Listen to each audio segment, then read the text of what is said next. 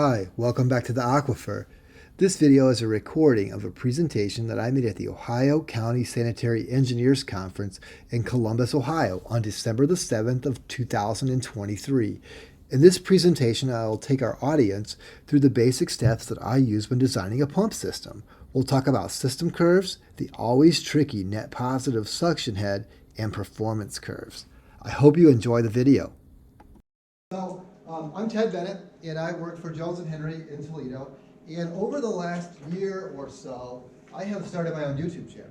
And that's right here, in fact. So the next slide. I have my own YouTube channel, and so I'm starting. There's probably a dozen or 20 or so videos up there talking about things that I do at work. And it's cool for me to share that with people. And it's amazing, like the people that we find out there to talk to us about this. And so I'm plugging my own YouTube channel, but hey, I always want more followers.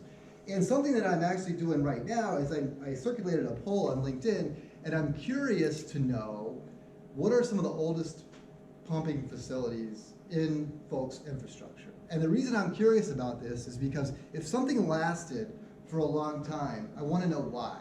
Because I'm curious if there's a way we can repeat that. Can we keep doing that? Is there something special about a facility? So I'm going to put the question to you. Let's see who in this room has the oldest facility, like we'll just say pump station in their system. Does anybody want to go first? Anybody want to throw out a year at a station that they've got? I want to come and see it. I want to see what you have, and I want to understand why it lasted.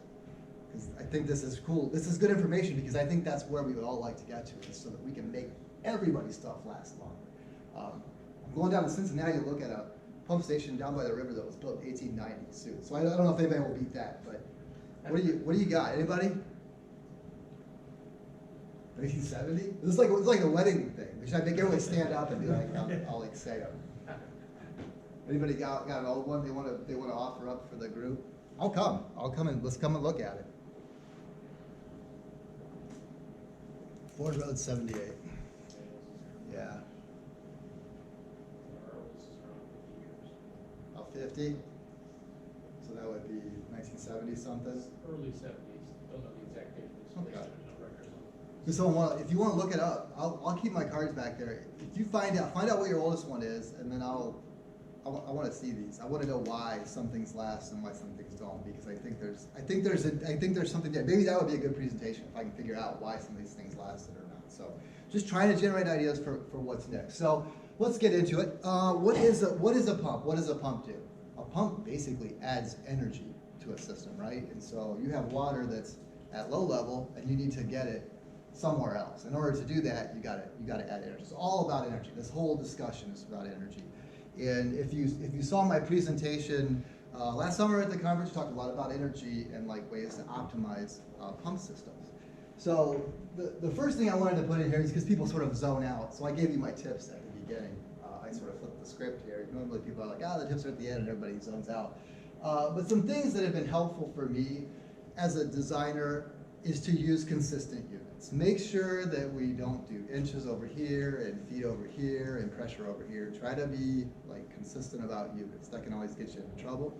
I'm not a big fan of talking about things in terms of pressure because pressure is hard to understand because pressure here is different than pressure here. Like if someone tells you what the pressure is, you have to know where the gauge is at in the system because it could be on the second floor of the building and that doesn't mean anything because it's not right there where the pipe is. So you got to kind of do that. Like everyone's done a startup test on a pump and somebody's freaking out because the pressures are too low, but the pressure gauge is above the submersible pump. I'll draw you a picture of that if I remember what we're doing. So just pressure's tricky. I like pressure head. In fact, when I spec gauges, I always spec them for feet of head because I'm just too dumb to do the conversion. Just give me the numbers. For me, I can't do this stuff without drawing a picture. I have to draw a picture, and if you saw my presentation for the summer, we have a new service offering called the OptimizerPS. It's all modeling based. In fact, we're plugging it kind of down here at the bottom. And basically, that's a way that we do modeling of pump stations, and it's graphics. So, like as an engineer, I'm like, cool, I can see it. I can see how this works. And then the last one, everybody knows this: don't trust the suppliers. The suppliers, there's none of them here, so we can talk bad about them, but they all have something to sell, and I'll be honest with you, they've burnt me over the years. I've trusted them too much. you give people the benefit of the doubt, and they've got an angle. So just one of those things. Be careful. They've always got something to sell. So the first part of this whole discussion is about the system, right? When I do one of these things, I start with the system first, and I'll draw a little diagram here. I'll draw really, really big so that the folks in the back can see. Maybe not that big. Let's see if the eraser's short. It's always uh-oh. Could be in trouble. We may only get to draw one picture. All right, so we're gonna pump water from here. We'll stick with a very simple setup. We're gonna pump water. Our little pump we'll do submersible. That's easy. That's easy enough to follow. There's our submersible pump. And we're gonna pump water to over here. Yeah. And add some pipe. Put our check valve there. Always a check valve. Always some kind of isolation valve. I'm drawing a plug valve, but you can be anything you want. So here we go. We're going over here, and then we're discharging to there. I'm actually discharging into we'll pretend like it's a sewer. Everyone likes sewer in this room. It's very clean water, though. It's blue. A lot of I-9 in this system. So this is our pump system. So this is what we have. So generally this is what we kind of do when we get started. We either draw this by hand or we'll draw it in our model, and now we've got to look at what's there. And so what we need to do is we got to deliver water from this elevation to this one. So the first thing we're interested in, let's use some other colors. They gave me all the markers. We might as well use them. That looks about right. So I missed it. We've got a static component, right? We have to lift the water some static elevation. I think I have a static. Ah, shoot. We're going way ahead of ourselves. So let's suffice this to stay static. I one time was in an office and I was walking around and I heard somebody teaching a young engineer and they're like, static head doesn't matter. And I did a double take and I'm like, I hope they know what they're talking about because I think it pretty much does. Unless this thing's pumping downhill, I don't know. I was like about floored me. So we're talking about energy. Let's start there. Let's do the energy. So we have water surface number 1 and water surface number 2. Dr. Ward is somewhere smiling, like he's having like some kind of weird. There's several of you had this individual as a professor on how to do other, so somewhere he's having this weird sense of deja vu. I sense it, like the universe, he's a Jedi master, and like the force is disturbed somehow, right? Because we're doing this. So we got to get water from surface number 1 to surface number. I lied. Surface number 2 is actually right there, and I actually drew my picture wrong. So let's stop telling lies, because we actually are going to a pipe.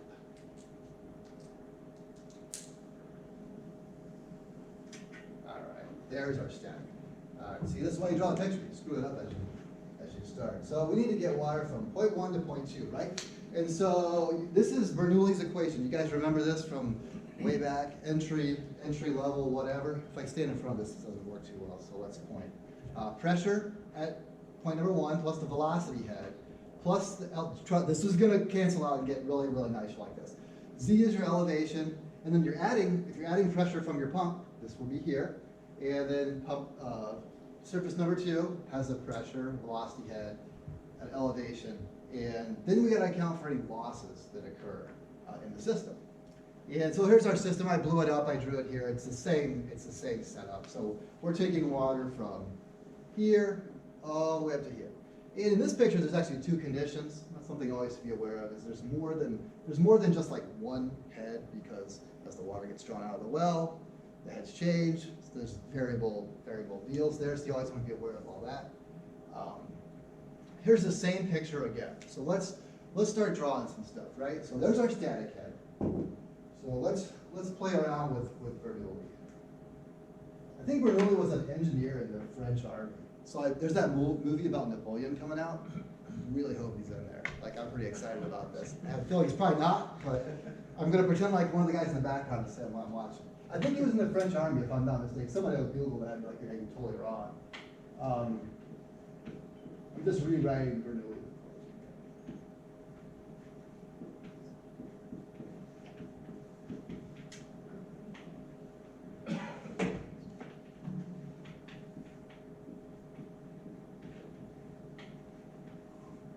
gets really easy.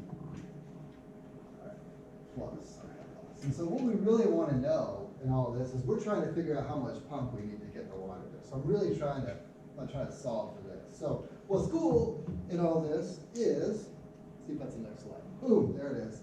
So we actually get to get rid of a whole bunch of factors. The pressure goes away because it's open to water, to atmosphere. The velocity head goes away because it's negligible because the water's moving up and down but slow. Boom, same thing on the other side. It's open to the atmosphere. Now, okay, this is something that, we're civil engineers. Don't give me too much to work with at one time. Head of the pump is equal to Z2 minus Z1. Put those in brackets. We like to keep our friends together. Plus the head loss. Pretty simple, right? So what do we got?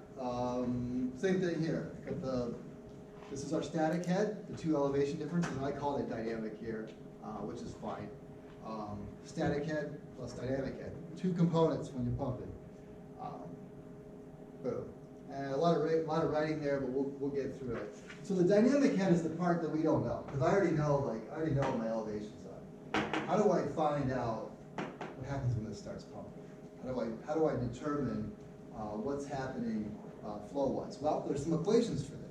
And for most of what I get into, it involves losses associated with whatever it takes for this water to get from 1 to 2. So it's got to go through all this pipe, and it's got to make all these turns, and it's got drag on it. I always think it's like going through a room, right? Like if you're walking through a room and you're walking real slow, like let's say last night you were at the event, and like you're walking through the room and you're good, like you're not really sort of bumping into people, you can turn, or whatever. You start going faster, you start bumping into people, and it's like mosh pit. Like you're really bumping into people, lots and lots of friction, but you can't go real fast. You just can't because there's too much friction. So that's what's happening here, is the water's dragging on the pipe as it's going through. So there's two components. I always separate it where you get the fitting losses and you get the pipe losses. And for most of what I do in these pump systems where there's sewer pump stations, the fitting losses are usually pretty small relative to the pipe. We're usually pumping a long, long way. Not always. Sometimes we're just lifting it up. But generally speaking, the pipe losses are the smaller components. So maybe let's see what I got. Let's do this. Let's put it here just to make it. So we've got our two elevation differences. This is probably getting too low for people in the back, so I'm probably going to write this again. Got a big F for our pipe and our little f for our fittings. Convergence.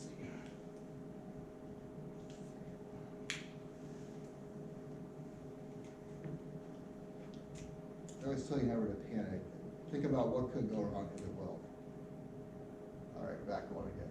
All right, so for the pipe, I usually will use I will use Hayes and Williams for my pipe calculations. I used to use Darcy Weisbach.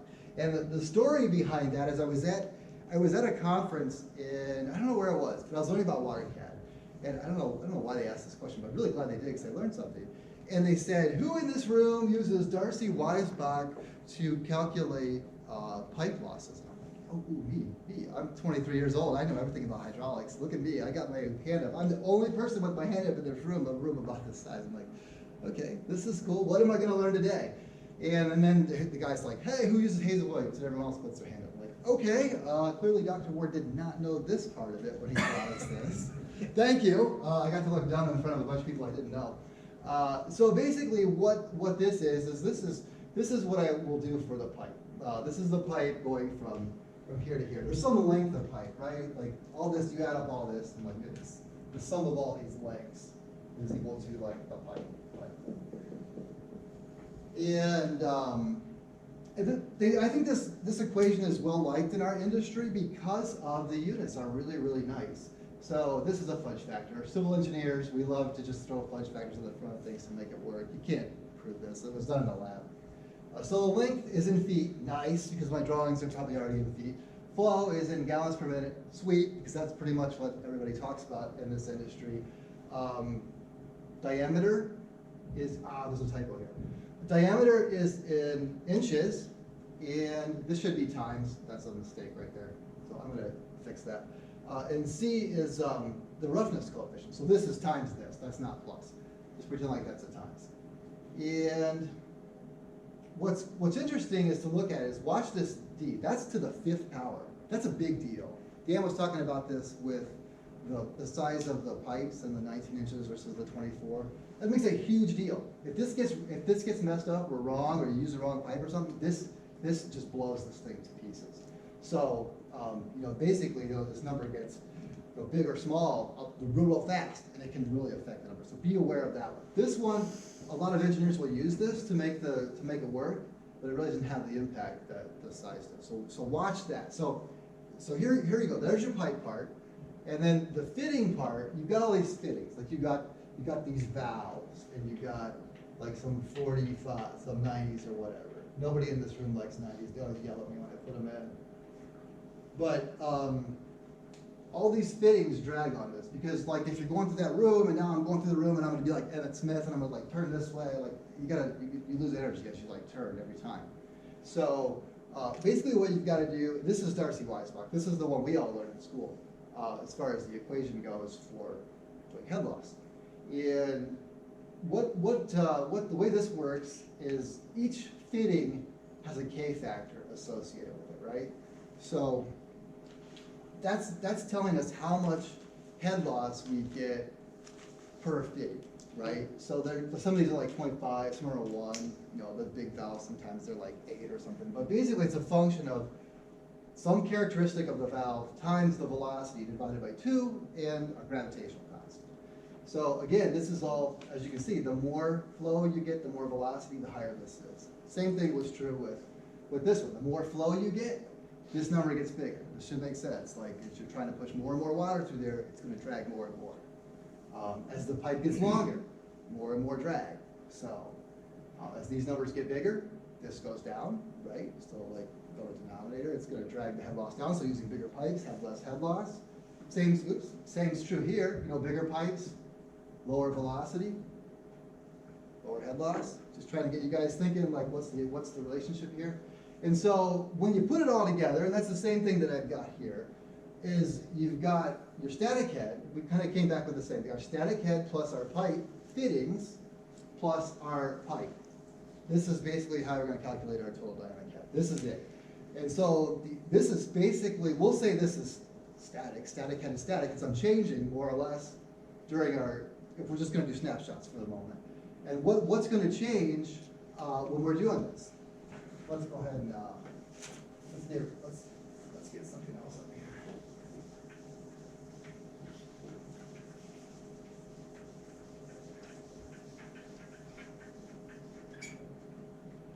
Okay, so now what we're going to try to do, you guys are cool with this. Let's erase the whole thing so that we can use the whole board.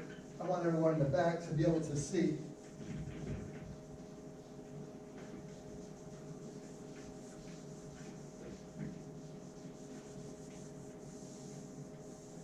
Should I have told him there was a test skating? I don't know. Maybe I should have. Shoot. Guess it's too late. I'm just teasing. There's not. Unless you want one. So what we're trying to do is we're trying to generate some way to determine like how this all works. And so what generally gets done in this industry is you put together this head versus flow, Q and H, and head goes up, flow goes up this way, X and Y. And what you're looking at is you've got this equation. I want to see what I've got here. All right. So you've got your static head, and that's basically right here. This was the amount that we have to plug. So you start right here with your static head, and it's a constant. It doesn't care how much flow. It doesn't care how much flow you're sending. It doesn't matter. Zero flow, static head. Static head's always here, no matter how much you pump or how little you pump. It's always here. So we look at this equation. What's going to change as we start to pump more? Well, realistically, the diameter is consistent. That's not going to change. This should be times again, so bear with me there. We'll fix that before I give it to Phil. The diameter is not going to change. C factor, which is the roughness of our pipe, is not going to change. The length of our system is not going to change. Gravitational constant has never changed in the history of human habitation. Our K factors for our fittings are not going to change. I should probably give you a little bit of background on this. So you can go to a text like Cameron Hydraulics or a reference manual. The manufacturers have this stuff. So this stuff can be, there's all kinds of resources to get those K values. But I try to account for everyone. They don't, like I say, don't make a huge difference, but you want to make your model as good as you can. So try to account for everything that you can and what you know. So what's changing in this equation? The only thing that changes is the velocity and the flow. Those are the only variables. So it's a function of flow, right? When we get dynamic, when we start moving water. And so what happens, if you look, this is basically, it's a square. In both cases, it's basically a square. And so the curves almost invariably, the shape, sometimes they're flatter, sometimes they're steeper, but they invariably take this shape, right? So like as you send more flow, these start to get like crazy high, like they just go off the charts. And so that's a system curve. We basically have plotted a system curve, and there's two components. This individual that created this chart called it friction head, but I would call it dynamic head because this exists when the pump pumps, and then there's your static. And so that's basically you're plotting that point. And so now we have some information about our system. Now, one thing I will tell you, I said don't trust manufacturers. I get a lot of these back from pump suppliers, and they've got a system curve on there already. And young engineers that I've worked with from time to time will say, whoa, we got it all drawn up, there it is. And I'm like, how does Mr. Pump Supplier know what our system looks like? How do they know? I'm like, we don't even tell them what the static has. Usually we just say, hey, we need a pump that, we just go, hey, Mr. Pump Supplier, I need a pump that delivers, flow 1 and head 1, and then maybe we'll have a couple of points, maybe if we got a variable setup, like maybe we got different flows, maybe we give them another one. I told you that there's, if we draw our well down, okay, which way is this going to go? If I draw my well down, let's say we draw the water a little deeper than what we showed there. You would have put that picture. I'll put that picture back up to help the discussion here. So if we draw the well down, this goes down. Let's see. Let's say it goes down more. What's going to happen? Is it going to go up here? Is it going to go up here? Like up or down? Someone want to say? If I draw the well down, it's more. Up. All right, cool. You guys are paying attention. I love it. So this is going to go up here. So you might have another curve that looks something like that. And so what you might do is you might say, all right, pump supplier, I got this other situation over here. I want to get this flow at this head. And so I guess my point is don't trust the suppliers because they don't know. They don't know what we have. Unless you've given them this information, which is kind of hard to do, and they don't pay attention anyways, they just give you whatever pump they want to give you. Be aware of the fact that the things you get from the suppliers that show a system curve, it's not accurate. So just be aware of that. Like went all the way down. All right, let's see. You guys with me? You guys are with me? All right, cool. All right, next thing. I heard someone cringe. Net positive suction head. You guys remember this? I remember in hydraulics you do that first, but like, I got it. This is easy. I can handle all this. And then the book always turns to net positive suction head, and everyone's like, ooh, this is a little bit trickier. So stay with me. Net positive suction head is not that bad. Like it's one of those things that like once you get around it, you're like, okay, I can handle this. Did anybody watch Mr. Wizard growing up? Anybody? You guys remember this? Phil remembers it. He's my age. Okay, so Nickelodeon had this science guy, and he was on, I think it was a half an hour. I don't really remember how long it was, but Nickelodeon had this science guy that would come on like after Pinwheel or whatever the heck else we were probably watching. And he was a scientist, I guess, and there was an episode where him and this kid were talking about straws. And like, this is crazy. Like, I can't believe I still remember this from when I was like probably 7 years old, laid on the floor watching TV. And this kid was drinking with a straw. I think it was grape juice, but the kid got kind of, at the end, he got a little, ooh, so I don't know, maybe it wasn't grape juice, I don't know. But so he's drinking grape juice, so you can see it through a clear straw. He's drinking grape juice from the straw, and Mr. Wizard's like, okay, like normal straw, drink it, cool. And so then he's like, well, what if the straw was a little bit longer? What if it was 2 straws? And he pulls it up, no problem. Then he puts a hole in the side of the straw, and the kid tries to pull water into his mouth. He can't. because nothing will go in. And why is that? So basically, why was that is this function called net positive suction head. When you pull on a straw with your mouth, you remove all of the air from your mouth. You create a vacuum in your mouth, right? My science teacher, or no, my art teacher in high school would always tell us we couldn't say things sucked. We always had to say, it creates a vacuum. Like, this class creates a vacuum. I don't know, like we always had to say that. And that's exactly what would happen, is you create a vacuum in your mouth, and what happens is the air pressure of the atmosphere pushes the water up into your mouth. That's how it gets there. Like, air pressure is actually doing the work. And that's what goes on here, is there's this pressure head that pushes water into the pump. I got a slide from a presentation that I made about backup pumping systems. You want to talk to me for half an hour about this? I'm really up on this because I just got done doing an analysis of these permanent backup pumps. Like, you put a pump on the site and then it's there instead of a generator. Cool stuff. Hit me up afterwards, we'll talk about it. But I used this because it was kind of a neat graphic that I had available, is that what's happening is that this pump is creating a vacuum up inside of its casing here, right? So it's creating an area of zero pressure. So if we put Bernoulli back up there, you have pressure greater out here that's going to push water into the pump. And what happened in this episode of Mr. Wizard is the kid like got on top of the table and he had like 5 straws and he's like, okay, pull water in, and he did it. And they kept progressively making the straws longer and longer. At the end of the episode, they end up on the 3rd story of an apartment building and they got radios, you know, really high-tech, cool radios from the 80s that are really, really big, and it has that long antenna. And he's like, all right, Roger. He's like, go ahead and try to pull water up 3 stories into your mouth using a vacuum. Kid couldn't do it. He got like 20, 25 feet, and the water just stayed there. He couldn't. He started to collapse the straw. So they're like, okay, well, the human body's only capable of doing some things. They're like, they'll go with a vacuum pump. The kid, they're like, okay, are you ready? And this is really cool. Like, they're acting like they're like the A team or something. They're like, hit it, and like he hits it, and it turns on, and the water pulls up just a little bit higher. The vacuum pump doesn't do any better, and that's because you can only drive water up. Like, perfect world, the pressure on the water is 14.7 psi. I just said psi, I know, right? I'm slogging myself. But that equates to about 30 feet of pressure. So the maximum amount of water that you can push on top of a water surface into a pump, perfect world, is about 30 feet. Now, if you went out west, would that be more or would that be less? Anybody want to? You're up on a mountain. You have more air on top of you or less air? Got it. Yes. So that actually goes down. I think once we start practicing in a region, we become familiar with what the heads are. But just something to be aware of, right? So I said perfect world.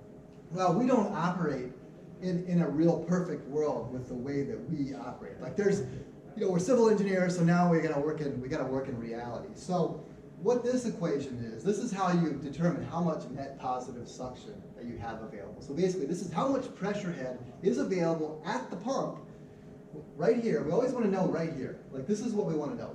What's the pressure available here? I'm using this scenario because generally the suction lift pumps, like if you guys use a Gorman-Rupp or one of those type pumps, this is a bigger deal for them. But a submersible pump has the same issue too, especially in a dry pit application. There's situations where this applies too. Always be aware of it. So anyways, this is our atmospheric pressure, 33, let's call it 33 feet. And then this is our Z elevation. I didn't put that on there, but basically this is the distance that I'm drawing here, like this vertical distance. That's how much vertical we have. Sometimes that's plus, sometimes that's minus. If it's located below our pump, it's minus, so it hurts us.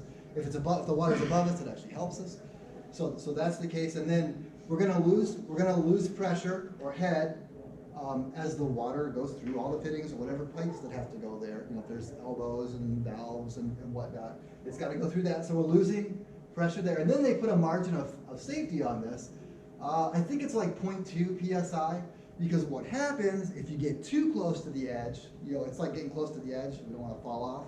If you get too close to zero pressure, it's like at 0.2 psi, like 0 would be a vapor, a vacuum, right? If it gets to 0.2, the water will start flashing into the atmosphere. So the margin, they always put like right here, the 0.2 psi or like 0.6 feet you gotta subtract that out too, because you don't wanna get too close to the edge. You guys with me? Lose you? 33 feet, the max I can push. We're gonna lose some pressure on our pipe. If our pipes are too small, we're gonna lose a lot of pressure, won't be able to prime. This is called priming. We're gonna prime the pump. The pump is gonna get water into itself and it's gonna get happy and it's gonna be able to send it down the line. So in general, once you've done enough of these, realistically about 20 or 22 feet is about all you're gonna get out of a system. You gotta have that to make this stuff work.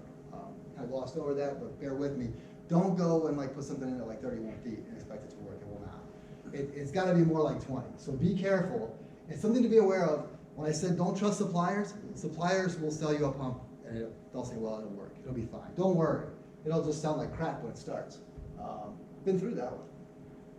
So let's see. All right. So I didn't lose anybody at net positive suction. I didn't lose anybody with system heads. We got the easy part. Pump performance curves. Let's see, were there any other points that I wanted to make there? I don't think so. Maybe they'll come to me. Let's talk about pressure. You know, I said to worry about pressure. I want to make this point because I think sometimes this gets lost, especially on my younger engineers. They sometimes will get confused by this one. We'll take a little break and let's erase part of this and we'll put it back in. This is why I want you to watch your pressure. Operators love to talk about pressure. 87 PSI, blah, blah, blah. So let's put our pump system back up here. And we got our pump here, we got our pipe, and it's going somewhere. And we got a pressure gauge, it's like here, right? And so it's reading something right here. You know, that's important, okay, right? And so operators love to talk about 80 PSI or whatever, 60 PSI. Well, the problem is, I don't know where that's at. I don't understand, because if that gauge happened to be up here, then we don't talk about where this is located, you know, that pressure is actually going to be a lot less. So this is why I say watch it with pressure, because that might only be 40 PSI. And so that makes a huge difference, because if you're trying to do some things and somebody gives you the wrong pressure, there's no way to figure out what you're doing. So just be aware of that.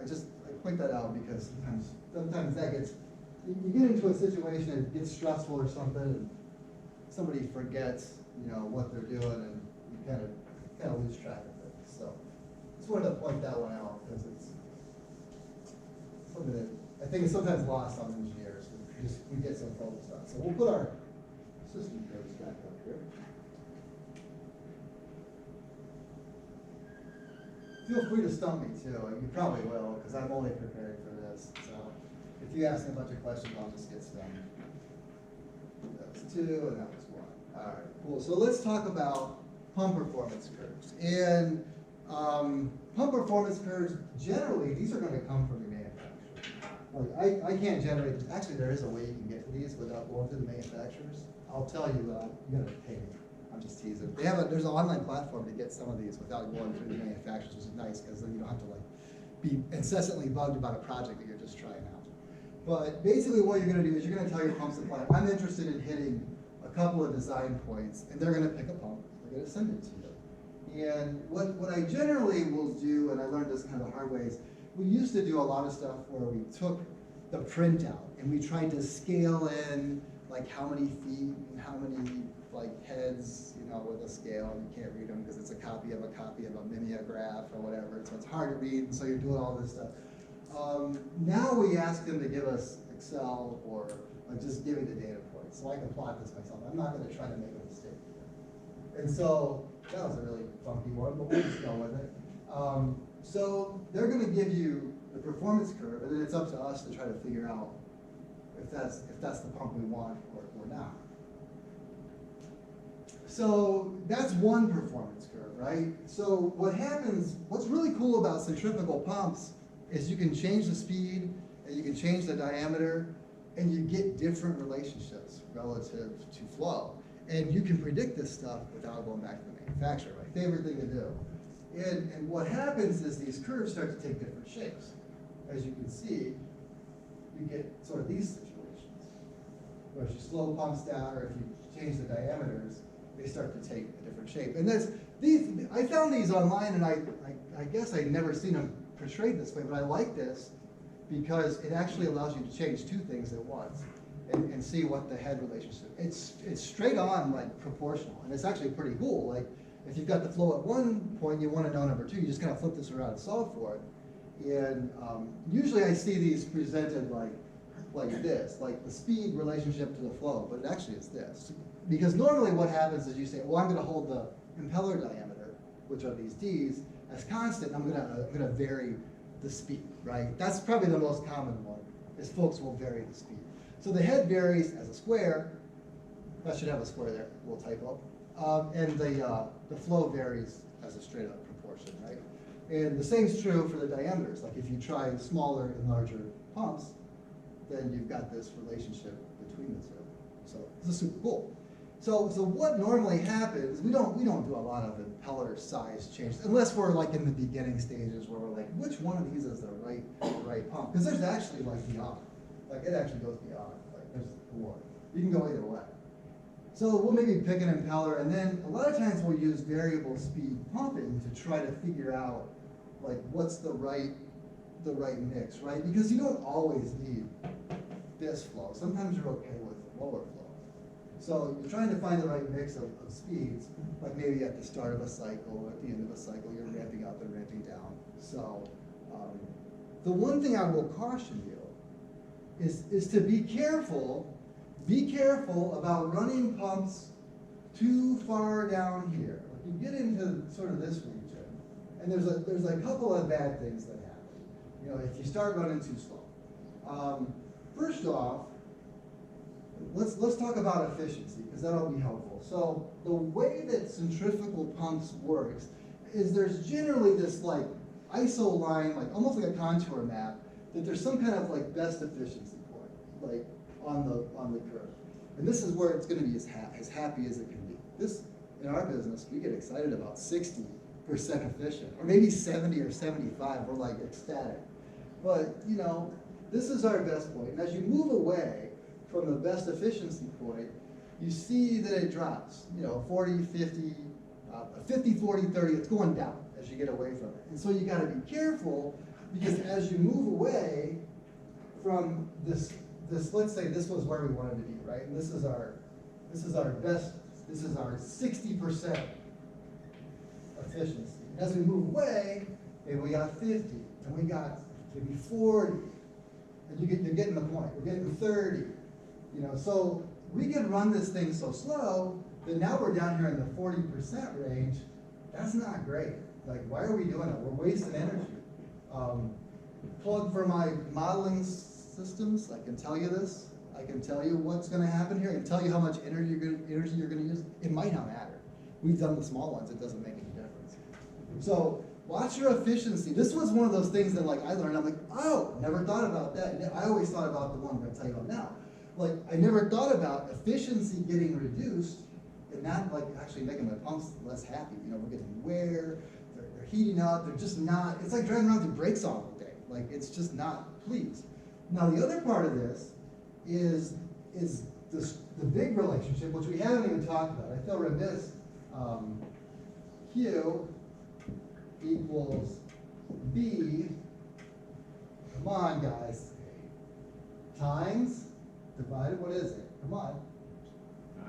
Times A. All right. I knew you could do it. So Q equals B times A, right? So if we go to a lower Q, if this goes down, this is constant. That didn't change. What else must have happened? The velocity went down. So what happened is we slowed the pump down. We got this Q bad right here. It's low. What you got to be careful is you got to make sure that's not too low. That could be, you know, maybe you get to V equals. We find this more times than probably anyone wants to know. We find that a lot of times these things are running, and they're running at like 1.6 feet per second. We're under 2. We're plugging up our force mains. Running variable speed It's great for energy. It could be great for energy. We're minimizing our starts and stops. Maybe the efficiency isn't something we're worried about. But we're screwing up with force mains. We find a lot of force mains that are messed up out there because they're plugged up. Because what's happening is, I said this is what happens. Q equals V times A. What's actually happening is Q is this lower one, Q of bad, QB, equals, what's actually going to happen is this is going to be like 2.5. This is going to be like 2.5 feet per second. And what's going to happen is A is going to take whatever size pipe, we'll get it 2.5 feet per second. It might go from 6 to 4. So now we got this 4-inch pipe inside of a 6-inch pipe that's doing all the work. And then when the storm hits and we want to send big time flow, it's not going to happen. We can't push it. So now we're in a situation where we got to plug a force main, pick a force main, they're very expensive. Picking a force main of several miles, say 4 or 5 miles, it could cost $40,000. It could be a big deal. So be aware of variable speed pumping. I feel like when I started doing this was the thing. Like everybody variable speed, we're gonna save energy. But I feel like now, a decade down the road, I feel like I'm seeing a lot of this stuff happening. I feel like people weren't maybe making the decision about how to do that. Or maybe it wasn't an informed decision, or maybe they didn't understand that was the case. So just be aware of that. If that's the case with what you're doing, make sure you're getting this thing turned up at some point to try to push that stuff out, because it gets in there and it gets hard, it doesn't want to come out. So two issues with variable speed pumping, and that was kind of my example there, is how that could really be a bad thing, both from an efficiency perspective and a maintenance and performance perspective. So there's an entire plethora. I have textbooks at home that are like this thick on this, so I've just given you enough to scratch the surface. So there are a million tricky situations that are way more complicated here. There's high points that don't exist. There's high points that exist and your model doesn't tell you. Models are dumb. Be careful if you're using a model. Models don't care about negative pressure. They'll let negative pressure go over the top of a hill all the time. So if you're modeling, watch that. There's lots and lots of tricky situations. Run a lot of options. Do this. Figure out what's your 2 or 3 different system curves. Is there one for today and one for the future? What if the pipe plugs up? What's going to happen? Be aware of as much of what you can. No one can predict the future. I try to do a hand check on the models too to make sure that there's not some error in there. One of the softwares that we use, and when we were first using it, we would run the numbers and the numbers didn't match our hand counts. Why is this? Well, lo and behold, there's a hidden little function. If you go in and under the windows, oh, guess what? It uses Darcy Weisbach and not Hazen Williams to do the calculation, so you don't get exactly the right number. So the hand count ferreted that out real quick. So be aware of that. There's always these little things. I put in don't trust suppliers. I think I beat up on them enough. I guess that's pretty much what I wanted to cover. I do think that modeling is an awesome tool for that, because all of these things that we used to do by hand, we now can do in these models in a way more streamlined way. And it's also something that I feel much more comfortable doing, because now, the two of us, Katie and I, work together on projects, and it's much easier to work together with someone when you can visually see it, and we can look at it immediately and be like, this is the right one. We were doing a project where we were on Rev 22 of a pump station, and it was a very, very complicated station. You guys are familiar with this one, Tom and Gary. It's the most complicated pump station I've ever designed. It had one station, 2 stations that shared a force main, and then joined a 3rd station, the singleton, which we were replacing. And through the design process, we decided to change the alignment. And we also changed the outlet. And so through that process, this singleton over here became a downhill pumping station. It just needed to lift it up and then just let it go. And so the complexity of that was sort of off the charts, and that's when we decided to go to modeling. So I sort of encourage you to try to use some software as much as you can. And I'm not plugging it, but of course I am. We have this virtual pump station that we are using that I think is an awesome tool. So we're getting close to time. I would like to see if anyone has any questions. Otherwise, I'm gonna make you listen to me promote some other aspect of my social media. This is my LinkedIn, if you would like to connect. I share a lot of information on here about pumps. I try to post a couple times a week if I can. It kind of depends on when the mood strikes. If something comes up, we try to stay relevant and current. We try to I'm trying to put stuff out there, like this thing about like the longevity of stations. It's very, very interesting to me. I think this might be a couple of month process, but I'm curious if there's, actually an article coming out today about this. But is there something that we're doing today that we can push things out into the future? So throw me some questions. I probably screwed something up because I'm bad at talking and thinking at the same time. What do you got? I'll have to make up stories for half an hour. Or not half an hour, 10 minutes, 9 minutes. So Ted, how about a pump station that's like, the force main's like 4 miles long and you're pumping downhill and you have like, but somewhere along, or it's relatively flat, but you have a high point in the force main. Uh-huh. And so when you go to design, if you use, I don't know, an Excel model or whatever, and you do your minor losses for friction losses, Uh-huh. you're static. So how do you reconcile the fact that, you know, halfway through the force main, you've got a high point that's significant, but your discharge is way lower? Sure. You have two different, so do you model it using two different operating points? Yeah. Because your pump's gotta hit that high spot. If it Yeah. can't hit the high spot, you're screwed. Yeah. But then so what about, you know, do you model for recovery at the back end? You gotta look at it both ways, like what if that pipe gets full? But in general, you look at the slope and you can see, will that drain by gravity? This is a great question. This is one of those ones that like engineers sort of struggle with to stay up at late at night. What about when you put an air relief valve up there? Well, How yeah, does that happen? it's a gravity Does it screw you sewer. up? Is Yeah, that- it becomes a gravity sewer. So you're right. So it's a tricky one, for You still sure. have to account for the dynamic, right? I mean, the flow is still flowing through the pipe. Mhm. But So depends I if, usually calculate the whole dynamic as if it was full. I mean, even though it falls by gravity, but it's like, fine, we'll get that, but still gotta get you there, gotta, yeah. you gotta account for that.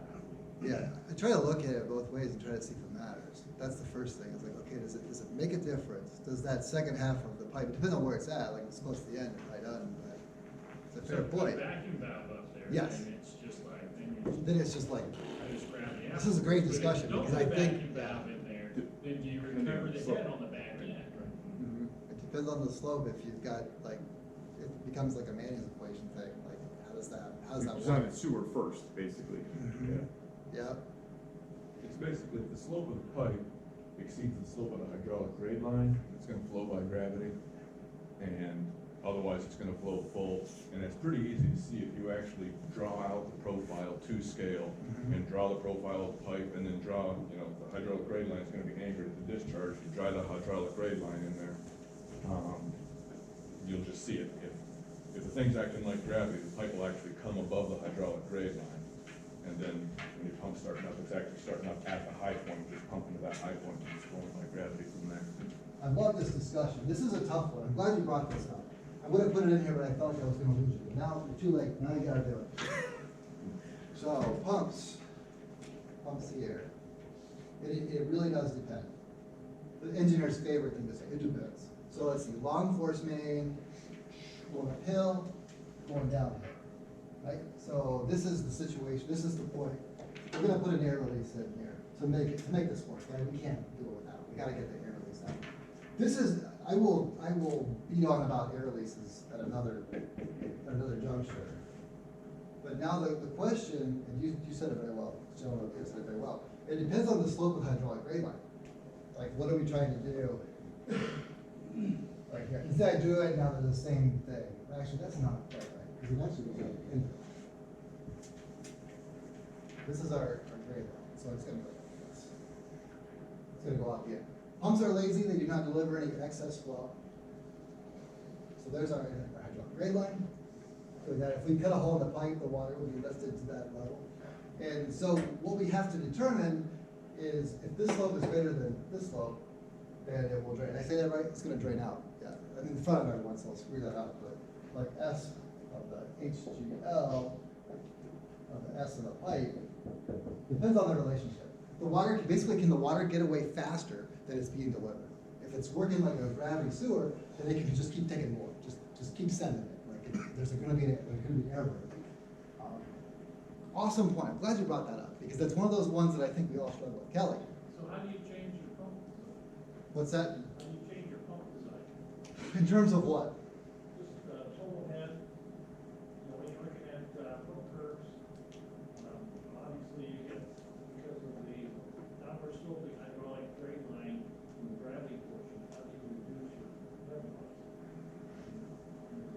pumping to the top of the hill. Hmm. If you have an air valve, you're pumping to the top of the hill. Do you ignore it, or you just, add something in? Depends on if, yeah, you could say you're pumping to here. That would be one way to look at it. I try to look at it both ways, sure. But if, in general, if this is the way it's gonna work, and it's gonna work like this forever, then this is where you just gotta get to. You don't need to get to that point. Because the rest of this is like a sewer. Like, you can pretend like it's a big gravity sewer. Might oversize, you may build it as a gravity. As long as you have an air valve. If Mhm. you don't have Gotta an air have valve, the now air you're valve. pulling vacuums Yeah, and it won't siphons. work. and- Yeah. So if you have operators that, you know, the air release vacuum valve goes in and, God, 20 years later, it's no longer operable. So that's where you're relying on field people to actually maintain valves that never get maintained, so. It's interesting, because then you go out to the pump station, well, put a gauge on that damn thing, and you look at the gauge like this, don't make any sense. Yeah. So Yeah. it's weird that you get out in the field and you start, scratching your head and like, was the static really, I know where the high point is and I know the elevation and you're running numbers like this doesn't make sense, so. I promise you, he's not a plant, because he's making all my point. Maybe we should trade. Maybe you make a good point. I meant to ask about air valves, because I'm intrigued about air valves. This is the topic of some of our discussions at work, is everyone says air valves don't work. I don't know if that's true. I'm not convinced that that's true, because I feel like if they didn't, I feel like we'd have all kinds of hydraulic problems out there. I feel like we'd have vacuums being drawn, there'd be air getting trapped. Maybe it happens. I can attest to that. We have a force main that's 4 miles long. Uh-huh, We had all sorts of trouble with capacity in the system. okay. When I took over, we have too much I&I, the system can't keep up. Mhm. We start doing digging, the station's not putting out what it needs to put out. We end up putting a bypass pump in there during a wet weather situation. It couldn't put out anything close to what it was doing. Uh-huh, Dug into more, we have 17 air valves on that line. uh-huh. Replace those, So it worked. and pump station puts out almost exactly what its design capacity is. So it literally doubled the pump station capacity. Sure. That's why I want to talk, that's what's valuable about me talking to you, is I get to talk to like 60 of you at one time. And in my mind, I'm like, they mostly have to work, because as engineers, we know that you can't pump air. Because what's happening in your situation, maybe you guys are like, well, I get it, Ted, but there's this air bubble up at the top here, and the thing about air is, it's compressible, and you can't pump it. You can't pump air. That water in your situation was going up here, and it was pushing on this bubble, and the bubble was just compressing, and it's like, fine, I don't care, put 100,000 PSI on it, I'm not going to, you can't flush me out. And so the bubble gets trapped, and you had flow just going through this tiny little space, because it wasn't working. So, yeah, it's cool for me to hear it. Yeah, so I'll just mention the big sign, if you have air bubbles or vacuums or siphons, if your pump is ramping erratically, it's going way down the curve, coming back, stopping, doing all that weird stuff, that's air or siphons. Because the other thing that can happen here is a negative on the top of that hill, which would be a siphon, which would reduce your head, which makes your pump ramp way out there.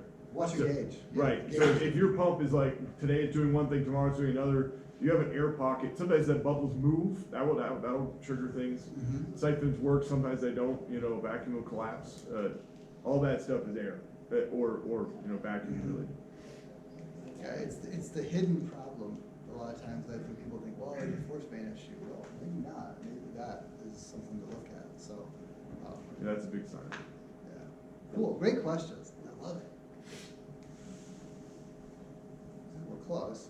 Let me keep going. I got like another half an hour. I have like 8 PowerPoints. Like, we can just keep going. But if you guys, I guess I thank you again for putting up with me. I guess I didn't get fired. We'll find out later. But if you guys think of topics that you want to know about, if it's something that I don't know, I'm not an expert in everything, but we'll find someone. We'll find someone to come up here and give you guys the tools that helps you to improve what you do. So I think that would be really cool, just to get some different ideas. If it's something I know about, I'll put something together, or I'll go research it. And if you guys have those old stations, I want to come and look at them. I want to find out why you're able to keep stuff going longer than the rest of us, so that the rest of us can learn from that. So, cool. Yeah, thank you. I don't know. Hey, thanks for checking out this video. I'm sure we covered a lot of ground in here with a lot of interesting topics, but it was cool to share a bit about what I've learned in this business. As always, thanks for watching The Aquifer. Have a great day.